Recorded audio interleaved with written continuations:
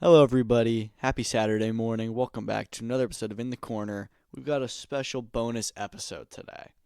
So, got a lot of fights on Saturday, and it may take me a little bit to actually watch all of them live because I got to do some stuff today. So, the next episode may not be for a few days. But I wanted to come on and talk about Jake Paul, Anthony Joshua. I didn't want to wait. I wanted to talk about it now before the next episode. It deserves its own small little episode. We got to talk about this event last night.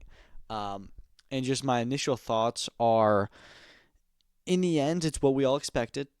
Jake Paul got knocked out. But the way that it got there was a lot different than what most people would expected, including myself. I said it on this show that I thought this fight would end in the first two rounds. It would not go past the third, I believed. And if you want to get mad at Jake or if you want to give him credit, he held this fight out for 6 rounds. And in my opinion, I think that he both deserves all the credit in the world, and also was a very frustrating and annoying performance to watch. And I think that AJ deserves a good amount of credit because I don't think AJ had a bad performance. I just think he was as tentative as he usually would against a world level opponent. He usually doesn't just unload in the first round. He takes his time. He kind of picks them and picks them apart, and that's what he did on Friday night. He treated Jake like a true champion, as he does everyone else, which I think was cool. However, the fight itself, not great. The knockout, you did get the big knockout shot. In my all honesty, I think that Jake brought in a fantastic game plan. Maybe not to beat Joshua, but to frustrate him. And I could tell by the way they were talking what they were trying to do. Jake and his team wanted to make it the distance. They knew they weren't going to win the fight, but they thought if we can make the distance, we are going to cause a huge upset just in that. And people are going to lose their minds. People are going to be like, how is this possible? And he's going to get all the credit, even if he doesn't beat him. And it's going to make AJ look really poor to not be able to stop Jake Paul. And to be honest with him, he got within around 8 minutes of finishing the fight. I think the only thing that failed him here wasn't his game plan. I think it was his cardio. He was tiring so much, and there's a lot of reasons. One, you're in there with AJ. Jake was running the whole time. I don't think that it was he's just running, because he was also running effectively, and he was still hitting and moving, and he was clinching extremely well. He was just it was a big ring, and he was going to keep on running around the ring. It's just when you're doing that so much for 6 rounds, that's a lot. Also, I think Jake needs to cut down in weight. Not even just because the fact that he's not a normal heavyweight. This is already him outside of his weight. He's already heavier than he usually is. I actually think that he needs to be below 200 pounds. I think that in the past few years, he's put on a lot of size, and I think a lot of it, I would say unnatural size, not in the terms that it's like steroids or anything. I just think that he's not naturally meant to be that big as a person, walking around at over 200 pounds. This is like his walk around weight, when usually he's fighting lighter than that. I think that he should cut down to like 190, 185 as he used to. But regardless, I think that the game plan of running around a lot, jabbing. I thought his defense was pretty good. He ducked a lot of AJ's shots. He still hit him here and there. He clinched a lot, and the worst part of the clinching was he kept on falling down. And I think that could be one, he was tired, and he was taking time, and he was just sloppy and falling down. Two, that was him trying to make it messy and intentionally clinch and intentionally kind of maybe knock over AJ and push him over and fall onto him. And three, that also could have been just them getting tied up and AJ pushing him down and Jake being weak. What I also want to credit is Jake Paul's chin. Sure, that last knockout broke his jaw, and that was a big shot. Other than that, though, all the knockdowns I think were less account of Jake getting hurt as much as they were he was just tired. And I mean, you saw him in there taking all of these big shots. Like, we've said this, Jake Paul has got a chin on him. We've never seen him get hit like the way he did yesterday, but we knew he had a chin. It was just, okay, how much can that chin hold up a heavyweight against AJ? He's one of the most devastated boxers in the last 10 years. And he held up that chin really well against a huge puncher. I was really, really impressed by how tough the kid was. As for AJ, I mean, I don't know if I'm not seeing a lot of people hate on AJ during the fight. People are saying, what's going on here? There's still the people not giving Jake his credit. There's still the people who are saying that this is rigged. And there are still the people who are memeing it, which, we knew was going to happen. And I'm okay with that. It is just a little bit frustrating, a lot of these people saying these stuff are clearly not actual boxing or MMA or combat sports fans who say it's rigged, because if you say it's rigged, you're a moron and you don't know anything about anything, because that rigging of fight is a federal crime. Netflix would not risk that. Jake Paul would not risk that. Anthony Joshua would not risk that. MVP would not risk that just to make a few extra dollars. They're all already making so much money. There's no need to. And I just see Jake Paul tweet and say, "So was I paid to lose?" You know, as you said, everyone else. I even saw somebody say that just because it's rigged, just because he didn't win doesn't mean it's not rigged. Like, how delusional are you people to not just say, just to give the guys credit and say, he went 6 rounds with a world champion, an Olympic gold medalist, when nobody thought, after and being 30 pounds lighter, nobody thought he was going to make it that long. Like, give the guys credit. He almost dragged out the clock the whole way. As for AJ, it wasn't a bad performance, like I said. I don't think that he was keeping Jake alive. I think that he was actually having trouble with getting to him. Jake is a lot smaller than him, and he was moving around a lot. And I think that AJ, he's a little bit slow in terms of getting to his opponent. I think that he could have tried to cut off the ring and get that distance separated a little bit harder. He was kind of just like going through the motions and staying a bit too cautious at times. But, overall, bit of a stinker of a fight in itself, but it was very. I was impressed with Jake. I really was. I thought he won a round. I thought that he won the first round, and I think that he could have won the fourth round. The unofficial scorecard had him winning the fourth round. He landed some good shots on AJ that AJ felt. You could tell. I don't know if I would say they hurt AJ or wobbled him, but he felt them, and they landed clean. So I think Jake deserves a ton of credit. As of where we go from here, obviously AJ likely to return February 14th. We're actually hearing now that could be a little bit of a quick turnaround. Again, like I said, they thought they were going to get a first-round knockout here. They ended up going 6 rounds, and AJ didn't get hurt at all, but he did get punched once or twice. So, going on to a February 14th fight, it's an 8-week turnaround. They may have to consider if they still want to do that date. Apparently, the proposed opponent that was in the talks, which we didn't know, is Rico Verhoeven, the Glory kickboxing champion, who just moved on from there. And we thought he was all going to go the UFC route. We were saying he could go UFC or boxing, and he could be high level immediately in both those. I don't hate AJ fighting him, because I actually think Rico Verhoeven is definitely a much tougher fight than Jake Paul is. However, it would be another crossover fight for AJ. That'd be 3 of his last 4 not being traditional boxers, and I'd kind of like to see something else. Granted, this is just a tune-up fight before he gets to Tyson Fury, so it'd be a big name. It'd be something kind of unique to do, and he'd be a decent favorite to beat him, most likely. Beats him, then he goes on to Tyson Fury. So maybe that is what happens. I don't really hate it. It's just an interesting rumor that's circulating that Eddie Hearn was asked about at the post-fight press conference and said that nothing's finalized and they're still looking, but he didn't shut it down, which means that it is being talked about. As for Jake Paul, he can do whatever he wants. I saw somebody say he should fight Francis. He did outlast Francis by about 4 rounds. That's crazy. Francis got knocked out cold.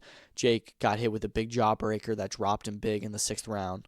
Got knocked down a few times before that. And, that first time Jake Paul got knocked down, it was like, wow. Because you just felt so many people. This was a huge hate watch for so many. I don't hate Jake Paul, but a lot of people do. And that first knockdown, you felt the arena, and you'd be like, wow, he's finally been dropped, and he's feeling it. And in terms of him being humbled, I don't know. I think that he handled himself really, really well in defeat, as did AJ in victory. But this is still going to be the Jake Paul moving forward. I think the people were saying, oh, he finally got humbled and stuff. He fought a real boxer. If you know anything about boxing, you knew that this was going to be a huge mismatch. And this wasn't Jake stepping up to someone who's going to finally – this wasn't Jake fighting someone at his level. Jake was fighting far beyond his level in this fight. Everything else has been below his level. This was far beyond. He does still need to fight someone at his level to prove, where he's at. But, in terms of this – I don't think that he should lose any credit for this, even though he will with the casual fans for getting knocked out. We all expected that. And you know what? He did way better than any of us expected, so props to him. He could do anything. He could go and fight Tank. He could go and fight Ryan Garcia. There is a world of possibilities for him. He is going to take a little bit time. He said he wants some time off. That jaw, he's probably going to need surgery on. It's a pretty good break. So we'll see how long he ends up. I'm guessing probably summertime he'll be back in the ring maybe. But props to him. Props to AJ, and props to MVP on a great event. Let's talk about this undercard a little bit. Alycia Baumgardner, beats Leila Beaudoin by unanimous decision. Not even competitive for a lot of the fight. I gave Beaudoin 1 round, and that was the 11th, where I actually thought she had a great round. Outside of that, not much to say for the Canadian, and I actually think that this was a bad showcase for the 12 3-minute rounds, and that's because the other two fights on the card, two 6-rounders, one of them didn't go the distance. We'll talk about it in a minute. And then everybody's waiting for this main event. This was a very top-heavy card. Even though the fights in the undercard were good, everyone watching this wanted to see Jake Paul, Anthony Joshua. And you bring up these two women who are going to fight 12 3-minute rounds when usually it would just be a 10 2-minute round fight. And they went the distance. There wasn't a knockout like we were kind of, hoping for, and then what like was marketed with their, they have the extra minute, that's an extra minute of time to work. That didn't happen. We still went the full distance, and I thought that both women fought well to go all those 12 3-minute rounds, especially Alycia Baumgardner. She didn't look tired at all. And, I know that the men do it, and I think that the women are fully capable of doing it too, but just the fact that you've been your whole career, you've only been fighting 20 minutes, and then to suddenly almost 2x that and go 36 minutes, that's a big jump. It's a big change to adjust to. I thought that they both fought really well. It was just that it was a bit of a boring fight. It wasn't even an exciting one, and it went way longer than most women's fights usually go. So that definitely, I'm seeing a lot of people now where I feel like more people were in support of the 12-3s. Now people are saying, we prefer the 10-2s. And this is the thing that's been said about, well, why don't we make it equal? It's like, well, people really like the 10-2s. They're more exciting. And so I'm going to be honest. After that, I'm a little bit more keen on the 10-2s as well. I'd been saying I want the 12-3s because I think that they should deserve it, and I absolutely still think that they deserve it. And, if some fighters want to do it, then go for it. I wouldn't even be mad if it became standardized, but also I do like the 10-2s a lot. It moves quicker, and you get more exciting fights. Elsewhere on the card, Anderson Silva. Before we get into that, let's talk about what's next for Baumgardner. She's got a lot of good options. She talked about Caroline Dubois, who's a lightweight champion. They're both with MVP, who also had a great showing on this card. They've talked a little bit about a fight. I would love to see that. What I really want to see from Baumgardner is fight Amanda Serrano. Amanda Serrano's going to fight Reina Tellez on January 3rd. After that, I don't know how much Serrano has left in her pro career. Probably only 1 or 2 fights at that point. I think that she should retire with the big fight against Baumgardner. They could headline that, maybe even on Netflix if they want to do another women's event. That'd be a huge fight. It'd be a great one, and it'd be a very competitive one. And they both fight the 3-minute rounds. So you could do 12 of those. So that makes sense. You do a big women's fight for the main event. That deserves 12 3-minute rounds. And I would love to see it. The Baumgardner that showed up last night, I don't know if she beats Serrano, but I bet that the best version of Baumgardner has a very good chance, especially considering Serrano is not in her prime anymore. She's past her prime a bit, I think we can say. Still one of the top 5 fighters in the world, but a little bit past her prime. So that's a great fight. Now we also had an MMA showcase, I guess you could say, on this card between two former UFC legends in a boxing match. That was Anderson Silva versus Tyron Woodley. Both old. Silva comes in and is very boring. In the first round, I gave it to Woodley. And then second round, stuns Woodley with an uppercut, drops him, and Woodley is just so dazed. He's not unconscious, but just doesn't know where he is, just wobbling, and he's just standing up, and he's made the count, but he's just unsteady legs, like you can just tell in his eyes. So I don't know if it was the ref or the doctor, but they called it off. I thought that was a great stoppage. Tyron Woodley is 43 years old. You do not need to send him back out there.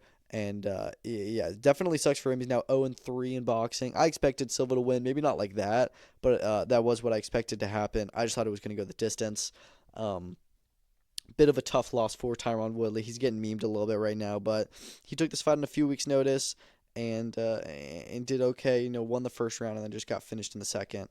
But Anderson Silva says he's still not done fighting. I think that both should retire. Definitely Woodley and also definitely Silva. Silva's 50 years old. There's nothing left to do. And, he was asked afterwards, do you think that you're going to continue? And he said, absolutely, this is not my last fight. I'm going to keep going. I'm going to keep doing more fun stuff. And I'm like, all right. Jamal Harvey opened up the card with a 6-round unanimous decision over Kevin Cervantes, who was 5-0, 5 KOs. I thought for sure this one would have a knockout in it. It didn't. I'm seeing that Harvey is maybe not a big puncher as a fighter, but he definitely can still hit and is not boring to watch. He had a lot of good moments in that fight. It was exciting to watch. Total 60-53 win. I think he dropped Cervantes in there. So, good win for me. I liked it. It was a fun fight. Closing out the prelims, you had one, Shernika Johnson retain her undisputed bantamweight title against Amanda Galle. I thought that was a really fun fight. Unanimous decision. The judges had it 99-91, 98-92, and 97-93. 99-91 maybe a bit wide. I had it 98-92, 97-93, maybe even be more accurate than mine. The commentators were really trying to push that Galle was, potentially, I wouldn't say that they were trying to say she was winning the fight, but they were saying that it was a lot closer. and she could have a chance at winning or that it'd be a close fight. Listen, a lot of those rounds were close. Gallia was certainly competitive in the fight, but it's just one of those fights where on the scorecard, Shernika was way up, and that's mainly because commentator Mauro Ranallo is Canadian, and he was even saying like I may be a bit biased, but yeah, and he was just being kind of biased and trying to push Gallia when Johnson was certainly ahead, but I don't know. She fought well, closes out that fight. And then Tia May Ayton called her out the other day on the undercard of that Vizioli fight, saying that she would fight her next year. I mean, Ayton is a superstar in the making. If she's going to fight for a world title next year, her and Shanika Johnson would be tremendous, but no need to rush into that yet. Dina Thorslund, once she's back from her pregnancy break, I would love to see her get in there because she's one of the best women's fighters in the world, the best bantamweight, and she's been out. So that makes perfect sense. As soon as she's ready, she gets an immediate title shot like the undisputed champ. It just makes all sense in the world. But yeah, we're just going to have to wait on that. But good showing from Gallia, I thought. Both had big cuts. Caroline Dubois, 10-round unanimous decision over Yanila Pata, including Camila Panata, a big knockdown in the 6th round. Showed that Dubois power, it runs in the family. That was a great shot. Other than that, went the distance. Not overly exciting for her MVP debut, but just showed levels and showed that she's a very skilled and hard-hitting and good boxer in her American debut, and I thought that she looked pretty decent, and MVP hopefully can get her a big fight next year, maybe against Baumgardner. We'll see who it's against. They also have Terry Harper. They have Stephanie Hahn. They've got like pretty much almost all the lightweight champions. So a lot of good fights to be made in that division in women's boxing as a whole. And if MVP does go over to the UK, like I kind of think that they will, she's obviously a great person you could have on that card, if not even headlining. And then also Yukasta Valle retain her WBC strawweight title against Yadira Bustillos. That was a bit of a competitive fight. I had it 97-93. One judge even had it 95-95. 98-92 is another one. That was maybe a bit too wide. I thought that it was a very fun fight. I thought Bustillos gave a really good account of herself in this world title scrap, but Valle was just the better fighter, especially during the second half of that fight. So she's going to hold on to her title. I think Kim Clavel maybe the same weight class as her. So that's a fight you can make, between two champions, both at MVP. I don't know. And then you've also got Avius Griffin having a first-round knockout over Justin Cardona. That was a fantastic knockout. Really, really good to see for Avius Griffin. Obviously, he had his first loss over the summer against Julian Rodriguez. Says he wants a rematch. Don't think we need a rematch there. Don't have a lot of interest. I think that Griffin would probably maybe still lose that fight. But as for this, Cardona had a solid record. He was 10-1 with 5 knockouts, and Griffin came in and just put him out in one round. And so I thought that was really good to finally show, because the last fight was his MVP debut. This was his first time showing, like, no, I really am a good fighter. So I have a huge knockout ratio. He's 18-1 with 17 knockouts, and I'm about that, and I'm a real fighter. So I thought that he, definitely had this was a better showing that they would have liked to seen back in June. And then opening up the card, Keno Marley, 4-round unanimous decision in his pro debut against C.R. Davis Jr. Had a knockdown in the first round. Looked good. Davis was tough, but Marley boxed really, really well. And so that's a cruiserweight prospect to keep your eyes on. So overall, good event, good card. AJ does knock out Jake Paul in the main event. Props to both. I still cannot believe that fight happened. The whole build-up this week has just been surreal. And even just last night, just watching the fights, I was like, wow, this really is Rocky versus Drago, just the size difference. I could not believe that it happened. And you have to give props to Jake for, on a few weeks' notice, changing the opponent from someone who was a lightweight to a heavyweight. And that's just absurd, and he's got balls of steel. And you know what? He did way better than any of us thought he did. We saw the game plan he had, and it was working for a lot of it. So props to him.